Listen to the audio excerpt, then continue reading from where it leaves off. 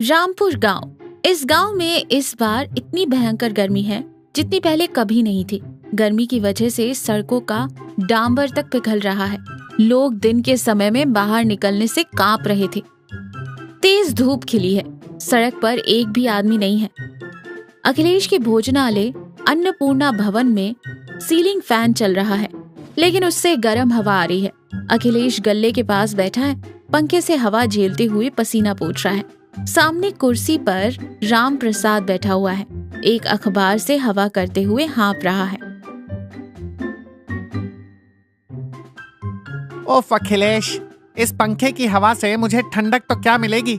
मेरे शरीर का सारा पानी भाप बनकर उड़ रहा है यार। इस गर्मी में बाहर अगर एक तिनका भी रख दोगे तो बिना माचिस के आग लग जाएगी। क्या इस वक्त कोई खाना खाने आएगा? कौन आएगा रामप्रसाद? सुबह सुबह बड़े अरमानों से पकाया हुआ चावल, सांभर, सब्जी सब वैसे ही पड़े हैं। कम से कम 4 लोग भी नहीं आए। इस गर्मी की वजह से 1 महीने से हमारा धंधा आधा रह गया है। अगर 1 हफ्ता और ऐसे ही चलता रहा तो हमें अपना भोजनालय बंद करना पड़ेगा। बंद करना क्या होता है अखिलेश? तुम इतना मत डरो। डर न लगे तो और क्या लगे यार। कल ही बैंक वाला आकर नोटिस दे गया है। अगर कर्ज नहीं चुकाया तो 1 हफ्ते में सीज कर देंगे। मुझे डर है कि मेरे पिता का शुरू किया हुआ ये भोजनालय मेरे ही हाथों बंद ना हो जाए। तभी फूलचंद कांपते पैरों से वहां आता है। उसके हाथ में एक पुराना छाता है। अरे अखिलेश, मुझे एक गिलास ठंडा पानी दे बेटा। मेरे चप्पल घिस गए हैं और उस सड़क के डामर से चिपक गए हैं यार। ऐसा लग रहा है जैसे गर्मी से धरती फट जाएगी। अखिलेश पानी देते हुए कहता है, क्या बात है दादाजी, इस गर्मी में बाहर क्यों निकले? घर पर ही रह सकते थे ना।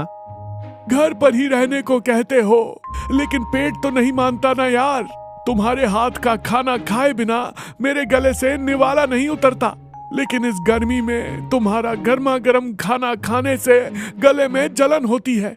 10 रुपए ज्यादा ही सही, लेकिन मुझे थोड़ी ठंडी जगह पर खाना खिलाओ बेटा। यहाँ पंखे के नीचे बैठकर भी ऐसा लग रहा है जैसे मैं किसी रेगिस्तान में बैठा हूँ। अंदर से भवानी एक कैलकुलेटर और एक हिसाब की किताब लेकर आती है। उसके चेहरे पर चिंता साफ झलक रही है। सुनिए, इस गर्मी की वजह से तो हमारे फ्रिज का कंप्रेसर ही जल गया है। उसमें रखा दही खराब हो गया, दूध फट गया है। कर्जदारों को तो हम वैसे भी जवाब नहीं दे पा रहे, और अब जो ग्राहक आते हैं उन्हें क्या जवाब देंगे? मेरा दिमाग काम नहीं कर रहा है भवानी। मुझे समझ ही नहीं आ रहा है कि मैं क्या करूं। समझ नहीं आ रहा तो कैसे चलेगा? मेरे पास 10,000 रुपए हैं जो मेरे पिताजी ने मुझे दिए थे। मैंने बचा कर रखे थे, इन्हें ले लीजिए। कुछ नया सोचिए, लेकिन वो सोच ऐसी होनी चाहिए जो इस भोजनालय को बचा सके। राम प्रसाद भोजनालय के पीछे एक पुराने स्टोर रूम में पड़े बेकार सामानों को व्यवस्थित कर रहा है। अखिलेश ने कहा था। राम प्रसाद बहुत मुश्किल से एक बड़े पुराने लोहे के ट्रंक को हिलाता है। उसके नीचे लकड़ी का एक दरवाजा दिखाई देता है। वो आश्चर्य से कहता है, अरे, इस ट्रंक के नीचे ये दरवाजा क्या है? इतने दिनों से किसी को पता ही नहीं था कि ये यहाँ है। वो उस दरवाजे को थोड़ा सा एक तरफ खींचता है। अंदर सीढ़ियाँ हैं। दरवाजा खोलते ही अंदर से ठंडी हवा का झोंका आने लगता है। वो हैरान होकर अखिलेश के पास भागता है। अखिलेश, भाभी, जल्दी आओ। हमारे भोजनालय के नीचे एक बड़ी सी जादुई गुफा है। वहाँ से एसी जैसी ठंडी हवा आ रही है। अखिलेश घबरा कर कहता है, दिन के उजाले में कौन सी गुफा यार? क्या तुम्हें लू लग गई है? तीनों स्टोर रूम के नीचे सीढ़ियों से उतरकर अंदर जाते हैं। अखिलेश लाइट चालू करता है। वो बहुत ही विशाल पुराने जमाने का तहखाना है और वहाँ बिल्कुल धूप नहीं पहुँच रही। इसके अलावा दीवारें मिट्टी की बनी होने के कारण बहुत ही ठंडी और शांतिपूर्ण है। ये तो बहुत आश्चर्य की बात है। जब मेरे पिताजी ने ये जगह खरीदी थी तो उन्होंने कभी इस तहखाने के बारे में नहीं बताया था। शायद उन्होंने पुराने जमाने में अनाज जमा करने के लिए इसे बनाया होगा। हाँ जी, बाहर तो 45 डिग्री की गर्मी है और यहाँ कितनी शांति और ठंडक है। राम प्रसाद खुशी से उछलते हुए कहता है, अखिलेश, मेरे दिमाग की बत्ती जल गई है यार। ऊपर गर्मी की वजह से लोग नहीं आ पा रहे हैं ना। हम अपने भोजनालय को नीचे शिफ्ट कर देते हैं। मुझे पागलपन वाले आइडिया मत दो राम प्रसाद। नीचे आकर खाना कैसा लगेगा? अंधेरे कमरे में कोई खाना खाएगा क्या? अरे मेरी बात तो सुनो अखिलेश, सिर्फ शिफ्ट नहीं करना है, हम शहर जाकर फैक्ट्री से बर्फ की बड़ी बड़ी सिल्लियां खरीद लाएंगे। उन बर्फ की सिल्लियों को इस कमरे के चारों ओर रख देंगे। तब यह कोई साधारण कमरा नहीं रहेगा, ये अंडरग्राउंड आइस ढाबा बन जाएगा। भाभी ने जो 10,000 रुपए दिए हैं ना, उन्हें हम निवेश के तौर पर इस्तेमाल करेंगे। बाहर ऐसी गर्मी कि आदमी पिघल जाए और यहाँ आए तो ठंड से जबड़े कांपने लगे। इस कॉन्सेप्ट से सिर्फ हमारे गांव के ही नहीं बल्कि आसपास के गांव के लोग भी कतार में लग जाएंगे। भवानी सोचते हुए कहती है, रामप्रसाद की बात सुनने में थोड़ी अजीब है और जोखिमों से भरी लग रही है, लेकिन हमें ये एक कोशिश करनी चाहिए। कुछ ना करके भोजनालय खोने से बेहतर है कि कुछ करके हार मान ले। अखिलेश गहराई सोच में कहता है, ठीक है, हमारे पास कोई दूसरा रास्ता भी तो नहीं है, कल से ही काम शुरू करते हैं।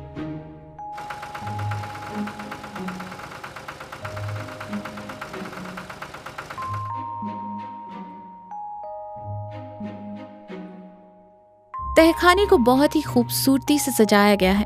दीवारों के चारों ओर लोहे के स्टैंड पर शहर से लाई गई बड़ी बड़ी सफेद बर्फ की सिल्लियां रखी गई हैं। सीरियल लाइट्स की रोशनी में वो बर्फ चमक रही है। अंदर का माहौल सच में शिमला जैसा हो गया है। गांव के सभी लोग हैरानी से झुंड बनाकर वहां आ रहे हैं। ढाबा पूरी तरह से भर गया है। फूलचंद अपनी शर्ट के सारे बटन बंद करते हुए और कंधों पर गमछा लपेटते हुए और कांपते हुए कहता है, अरे रे रे, उफ, ये कैसी ठंड है यार अखिलेश। बाहर धूप में मेरा शरीर जल जाता है और यहाँ ठंड से मेरे दांत कटकटा रहे हैं। रामप्रसाद एक पुराना स्वेटर पहने हुए हैं और सिर पर मंकी कैप लगाए हुए। अगर किसी को बहुत ज्यादा ठंड लग रही है तो मेरे पास स्वेटर और मफलर किराए पर उपलब्ध हैं, सिर्फ 10 रुपए प्रति घंटा। अरे ओ व्यापारी, पहले मुझे एक स्वेटर दे और फिर अपना वो गर्मा गर्म काली मिर्च का रसम लेके आ। इस ठंड में वो रसम पीकर जान में जान आ रही है यार। इस उम्र में तू मुझे कश्मीर ले आया यार अखिलेश। लोग हंसते हुए रामप्रसाद से मफलर लेते हैं। अखिलेश और भवानी बहुत ही व्यवस्था से गर्मा गर्म खाना परोस रहे हैं। लोग ठंड में गर्म खाने का खूब आनंद ले रहे हैं। रात 11 बजे ढाबा बंद होने के बाद अखिलेश गल्ले के पैसे गिनता है। उसके चेहरे पर खुशी की लहर दौड़ जाती है। भवानी, आज के एक ही दिन में हमें बहुत ज्यादा मुनाफा हुआ है। हमारा सारा कर्ज बहुत जल्द उतर जाएगा। रामप्रसाद के आइडिया ने हमारी जान बचा ली। हाँ जी, मुझे भी बहुत खुशी हो रही है। लेकिन एक बात सोचिए कि बर्फ की सिल्लियां हमें रोज ट्रैक्टर से शहर से लानी होगी। इसमें हर दिन 3,000 रुपए का खर्चा आता है। ये बर्फ प्राकृतिक तो नहीं है। मुझे डर है कि ये ऐसे कितने दिन तक काम करेंगी। तुम हर बात से इतना मत डरो भवानी, सब कुछ अच्छा ही होगा। हमारी सारी मुश्किलें खत्म हो गई हैं। ढाबा बहुत ज्यादा लोकप्रिय हो गया है। ग्राहकों की संख्या बढ़ गई है। उस दिन दोपहर को भी ढाबे में बहुत भीड़ थी, लेकिन बाहर का तापमान 48 डिग्री तक पहुंच गया था। तहखाने में ठंडक कम हो गई थी और माहौल उमस भरा और घुटन भरा हो गया था। दीवारों के चारों ओर रखी बर्फ की सिल्लियां बहुत तेजी से पिघल रही थी। नीचे का पूरा फर्श पानी से भर गया था। फूलचंद पसीना पोंछते हुए और निराश चेहरे के साथ कहता है, ये क्या है यार अखिलेश, आज तुम्हारा आइस ढाबा स्टीम ढाबा कैसे बन गया? सब्जी में तीखेपन से ज्यादा मेरे शरीर से पसीने के रूप में पानी निकल रहा है। मुझे सांस लेने में तकलीफ हो रही है यार। अंदर के ग्राहक उमस बर्दाश्त नहीं कर पा रहे हैं और हमें ये खाना नहीं खाना चाहिए कहते हुए प्लेट छोड़कर बिना बिल चुकाए ही ऊपर चले जाते हैं। अखिलेश, भवानी और रामप्रसाद चिंता से देखते रह जाते हैं। हवा ना होने के कारण तहखाने की हालत बहुत खराब हो गई थी। रामप्रसाद डरते हुए कहता है, अखिलेश, नई बर्फ अभी तक क्यों नहीं आई? यहाँ जो बर्फ थी वो सारी पिघल चुकी है। तभी शहर से बर्फ लाने वाला ड्राइवर ऊपर से सीढ़ियां उतरकर नीचे आता है। वो पूरी तरह से पसीने में भीगा हुआ है। अखिलेश भैया, कल रात शहर का पावर स्टेशन जल गया है। पूरे शहर में बिजली नहीं है और 1 हफ्ते तक बिजली नहीं आएगी। बर्फ की फैक्ट्री बंद हो गई है। मैं अब और नहीं आ सकता भैया, मुझे माफ कर दो। ड्राइवर चला जाता है। अखिलेश के सिर पर जैसे बिजली गिर जाती है। ढाबे में बची हुई सारी बर्फ पिघलकर पानी बन गई है। उस तहखाने में खिड़कियां ना होने के कारण और बर्फ का सारा पानी भाप बनकर हवा में मिल जाने से माहौल उमस भरा हो चुका था, एकदम नर्क जैसा। अखिलेश अपने हाथ की करची नीचे गिराकर और आंखों में आंसू लिए एक कुर्सी पर धड़ाम से बैठ जाता है। सब खत्म हो गया राम प्रसाद, सब कुछ बर्बाद हो गया। अखिलेश हिम्मत रखो, देखते हैं कि कल बिजली आती है या नहीं। क्या देखें राम प्रसाद, कल बैंक वाले को कर्ज की किस्त चुकानी है। चलो वो तो ठीक है, कल रात गांव के सभी बड़े बुजुर्गों ने मिलकर एक मीटिंग रखी है और हमारे ही ढाबे में खाने का ऑर्डर दिया है। मैंने उनसे एडवांस पैसे लेकर सब्जियां भी खरीद ली हैं। अब बर्फ नहीं है, इस टीम रूम में वो कैसे बैठेंगे? अगर मैं उन्हें बाहर धूप में बिठाऊंगा तो मेरी इज्जत मिट्टी में मिल जाएगी। मेरी सारी उम्मीदें इस बर्फ की तरह पिघल गई हैं। फिर भवानी की तरफ देखते हुए कहता है, भवानी, मैंने तुम्हारे 10,000 रुपए बर्बाद कर दिए, मुझे माफ कर दो। अब मुझसे और नहीं होगा। हम होटल की चाबियां बैंक वालों को दे देते हैं। ढाबे में कोई नहीं है। पूरा तहखाना पानी और उमस से भरा हुआ है। अखिलेश अभी भी वही अंधेरे में उदास बैठा है। भवानी सीढ़ियां उतर कर आती है। उसके चेहरे पर बिल्कुल भी डर नहीं है, वो शांत है। उसके हाथ में खसखस के कुछ बंडल हैं और राम प्रसाद के हाथ में कुछ पुरानी मिट्टी के घड़े। भवानी शांति से कहती है, सुनिए, उठिए। आप ऐसे छोटे बच्चों की तरह रो क्यों रहे हैं? पैसे बर्फ की तरह पिघल सकते हैं, लेकिन हमारी हिम्मत नहीं पिघल सकती। हिम्मत से हम क्या ही कर सकते हैं भवानी? कल लोग आएंगे, इस उमस में वो कैसे बैठेंगे? वो बैठेंगे, इज्जत कहीं नहीं जाएगी। क्या आपने एक बात पर ध्यान दिया? हमारा ढाबा सिर्फ बर्फ की वजह से लोकप्रिय नहीं हुआ है, बल्कि आपके हाथ के बने खाने के स्वाद की वजह से हुआ है। बर्फ तो सिर्फ एक आकर्षण है। उस बर्फ की वजह से जो खतरा आया है उसे देखिए। इस प्राकृतिक मिट्टी के तहखाने में कारखाने की कृत्रिम बर्फ रखकर हवा को रोक दिया और हमने ही इसे एक स्टीम रूम बना दिया। अगर हम प्रकृति के खिलाफ जाएंगे तो ऐसा ही होगा। भाभी, आप जो कह रही हैं वो सच है, लेकिन अब बिजली नहीं है, बर्फ नहीं है, कल हम क्या करेंगे?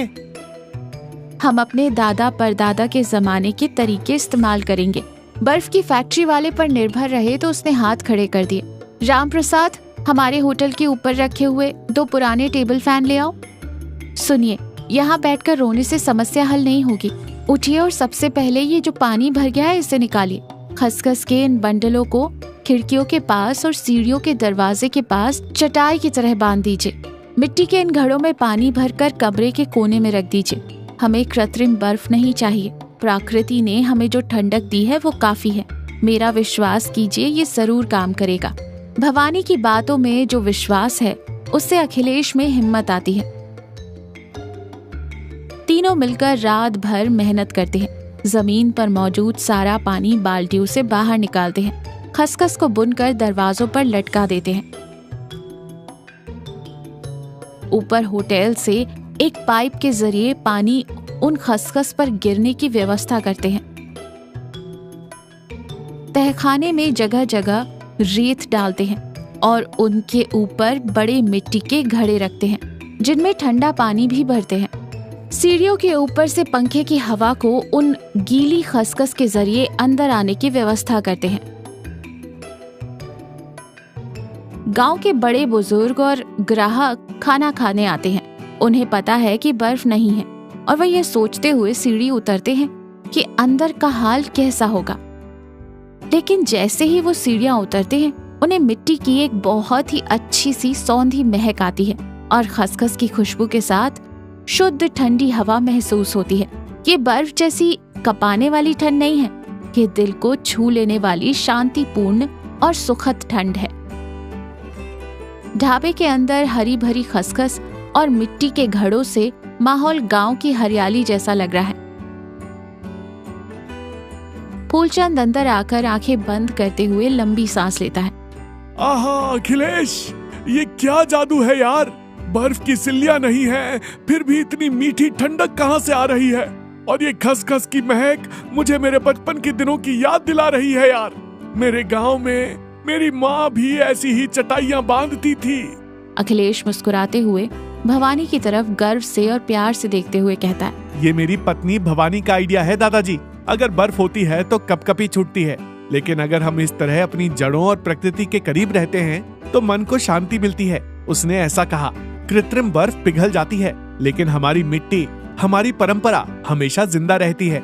आज से ये अंडरग्राउंड आइस ढाबा नहीं है दादाजी, ये हमारा अंडरग्राउंड पल्ले ढाबा है। सब लोग खुशी से सिर हिलाते हैं। किसी को कोई परेशानी नहीं है। सब लोग शांति से उस ठंडी शुद्ध हवा में अखिलेश के पकाए हुए गर्मा गर्म खाने का आनंद ले रहे हैं। माहौल बहुत ही शांतिपूर्ण है, कोई शोर शराबा नहीं।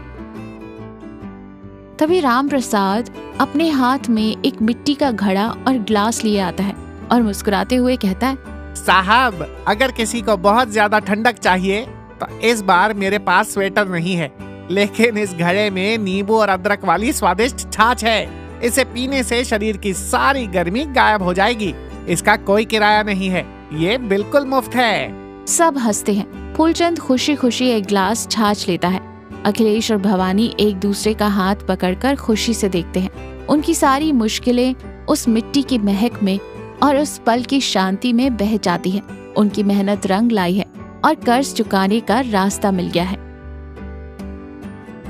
तो देखा, व्यापार में या जीवन में टेम्परेरी आकर्षण जल्दी मुनाफा ला सकता है, लेकिन वे स्थायी नहीं होते और खतरनाक भी हो सकते हैं। हमारी समस्याओं का असली समाधान हमेशा हमारी जड़ों, प्रकृति और हमारे सोचने के तरीके में होता है।